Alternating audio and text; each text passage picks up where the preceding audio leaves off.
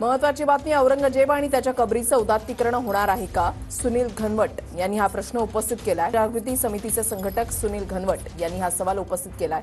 औरंगजेबाच्या कबरीसाठी 2011 पासून जवळपास 6.5 लाख रुपये खर्च झालेला आहे, अशी माहिती घनवट यांच्याकडून देण्यात आली आहे। शिवरायांच्या महाराष्ट्रामधील एकमेव मंदिराला कमी मदत मिळते, असं घनवट यांचं म्हणणं आहे। त्यांनी हा आक्षेप नोंदवलाय।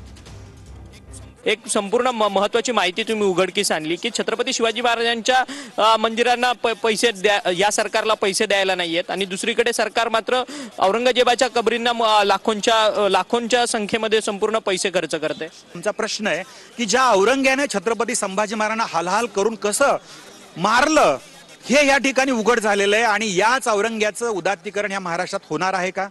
त्या कबरीचं उदात्तीकरण या ठिकाणी होणार आहे का? आणि त्याला जाऊन जे फुलं वाहणारा ओवेसी असेल किंवा त्या ठिकाणी त्याचं समर्थन करणारा अबू आझमी असेल यांना त्यांची जागा दाखवून देण्याची वेळ आलेली आहे।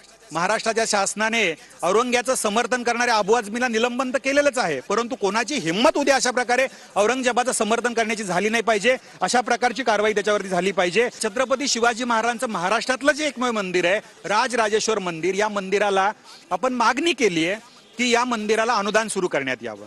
1970 पासून याला अनुदान दिलं जातं। किती अनुदान दिलं जातं? तर वर्षाला 2,500 रुपये सरकारकडनं अधिकृत दिलं जाणारं अनुदान।